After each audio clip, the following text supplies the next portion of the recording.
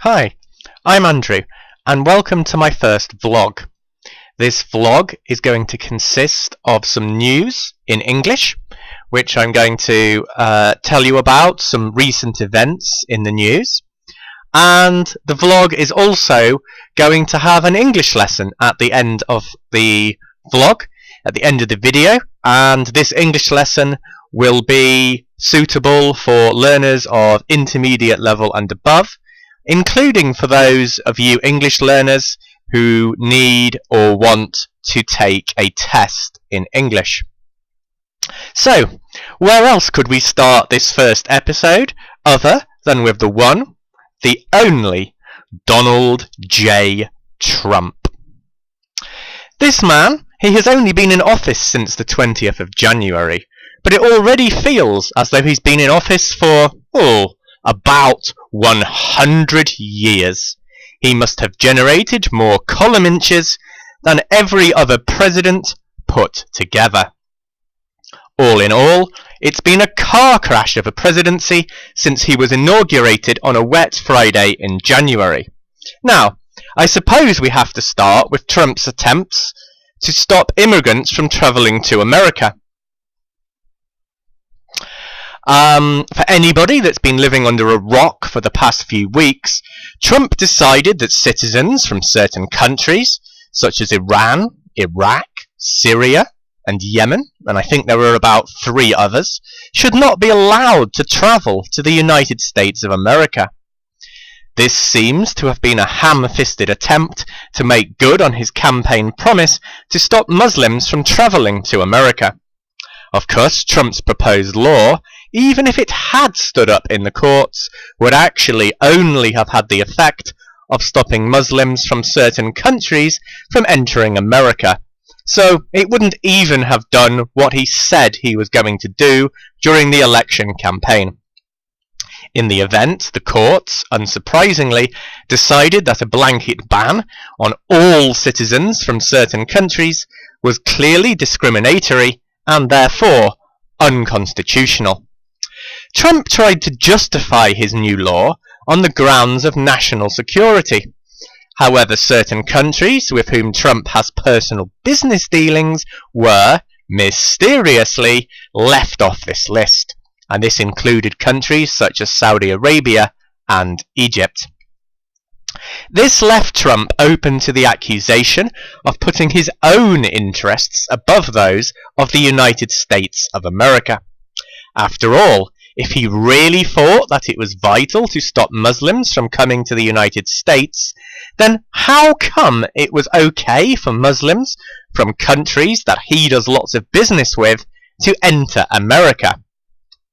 Reaction from the world's media and from other world leaders has generally been unfavourable to Trump's new law. However, Britain's Prime Minister Theresa May has done her best to avoid criticising Trump. You can see some of the stories from around the world on my screen as we follow this link.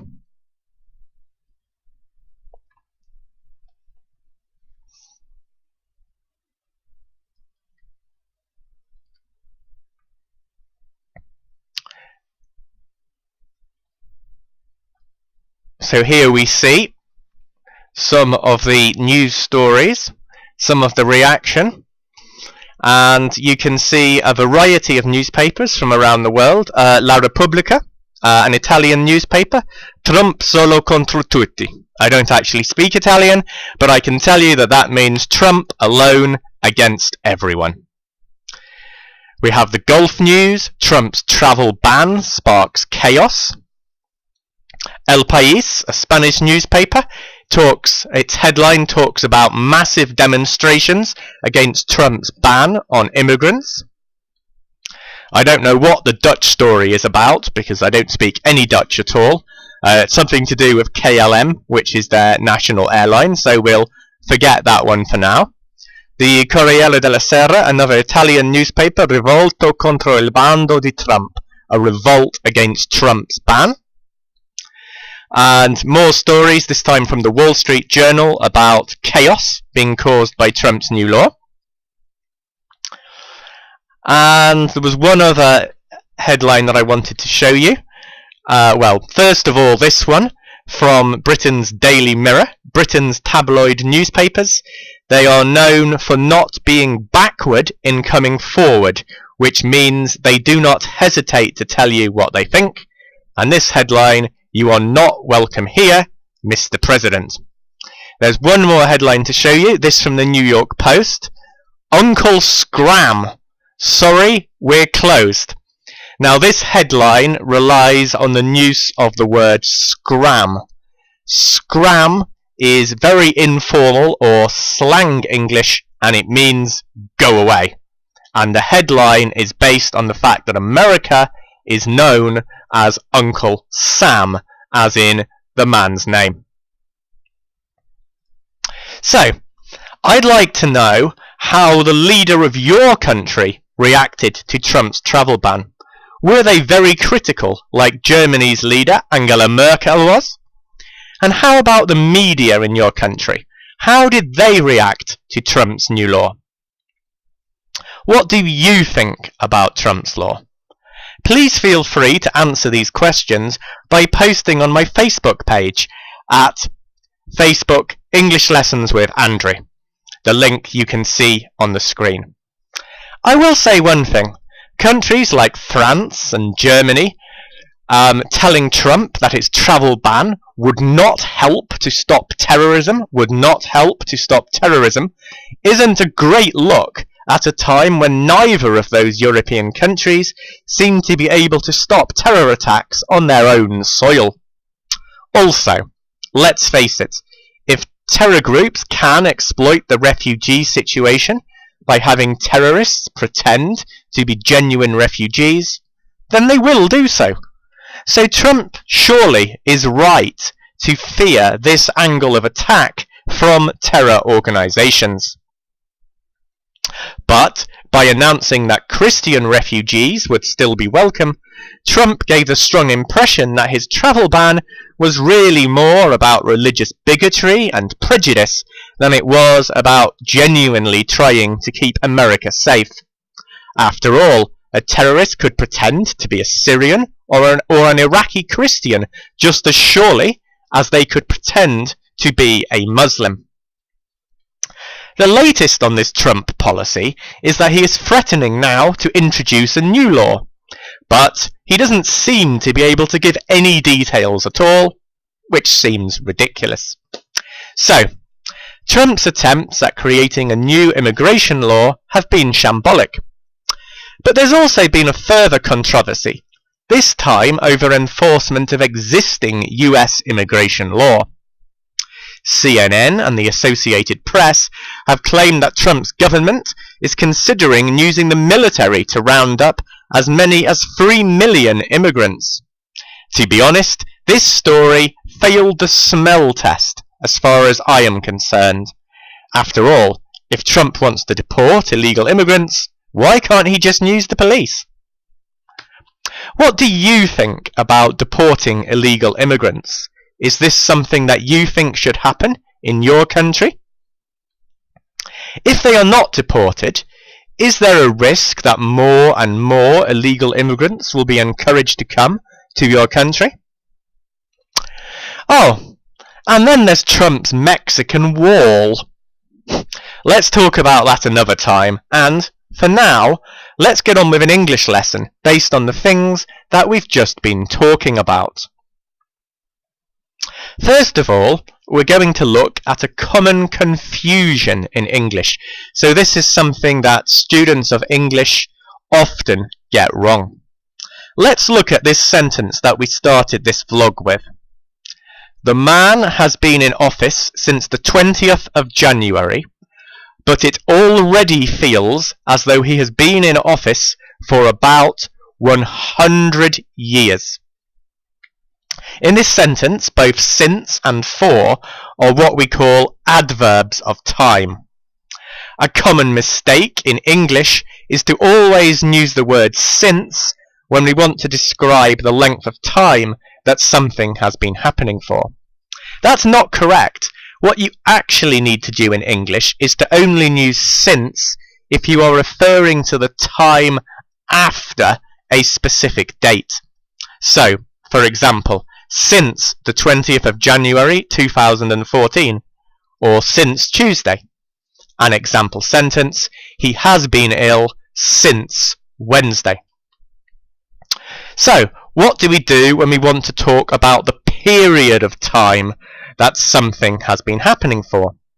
In this case, we use the word for instead of the word since. So, for example, he has been ill for 5 days. For 5 days, not since 5 days. Okay? Let's move on. Another common confusion in English is about prepositions. Let's look at the final sentence of that paragraph. All in all, it's been a car crash of a presidency since he was inaugurated on a wet Friday in January. Now, note here that we use the preposition on for days of the week and for specific dates. So we say on Monday, on Friday, on the 20th of January, on Tom's birthday. But we use in for the months of the year. So we would say he became president in January, or July, or December, or whatever the date was. Now, we're going to have a look at some vocabulary from this vlog. We're going to look in this vlog at some informal vocabulary. Now, these are the sort of words and the sort of vocabulary that you can use if you are talking with native speakers, whether that's in your country or in a native English-speaking country. Also, if you have to do a test in English, such as the IELTS test, the FCE, the CAE, tests like that, then you should think about using some of these informal expressions, because you will get extra marks if you talk in the way that a native speaker would speak. So this is important, and it's something that you really should think about. So, let's look at this line. All in all, it's been a car crash of a presidency since he was inaugurated on a wet Friday in January. You may well be able to guess this meaning from the context. In English, we use the informal term car crash to describe something that has gone really badly. It's gone wrong. It's not gone well. You can also use the term train wreck instead of car crash to mean exactly the same thing. So, car crash, something that has gone very badly wrong. Now for the second informal expression that we're going to look at. For anybody that has been living under a rock for the past few days, Trump decided that citizens from certain countries should not be able to travel to America. This saying should not be taken literally. When we say that somebody has been living under a rock, we mean that they have been out of touch with events in the world. Now for our third piece of informal vocabulary. Let's look at this line. This seems to have been a ham-fisted attempt to make good on his election promise. This informal term, ham-fisted, means that Trump's attempts to create a new law was really clumsy. It lacked skill. It lacked finesse. It was inept. Trump, he didn't have a clue what he was doing when he tried to implement this new law. He brought in a law that was never going to survive scrutiny by the US courts. So, now to the fourth piece of informal English that we will look at. And that's here. This left Trump open to the accusation of putting his own interests above those of America. After all, if he really thought that it was vital to stop Muslims from coming to the United States, then how come it was okay for Muslims from countries that he does lots of business with to enter America? This informal expression, how come, means the same thing in English as why. So, how come you decided to do it that way means the same thing as why did you decide to do it that way. And now for the final piece of informal English that we're going to look at in this lesson. To be honest, This story failed the smell test as far as I am concerned.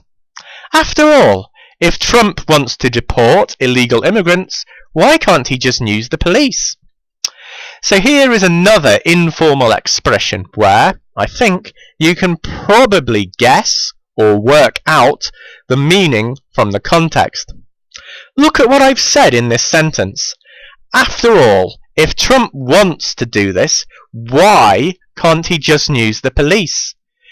This indicates that this story, it doesn't really make any sense to me. It doesn't make sense. The expression failed the smell test means that I simply do not believe this story. So, to fail the smell test means to not be believable or credible. So, do you have any questions about anything in this vlog? If so, you can ask them at my Facebook address that I gave earlier at English Lessons with Andrew, which is also on the screen. I also want to know what you think about Donald Trump. Please tell me on my Facebook page in English what your view of Donald Trump is. If you would like a written copy of this lesson or your own copy of this video, then you can leave your email address on my Facebook page and I can send these things to you. Finally, if you would like an English lesson with me, then some good value lessons, which means not very expensive, are available on the italki website. You can follow this link if you would like to book a lesson. I'm highlighting the link on a screen now. You can also contact me at Facebook if you would like me to send that link to you. Okay, so I hope you've all enjoyed this first edition of the 3 news blog and 3 English lesson. I'm Andrew. Thank you and goodbye.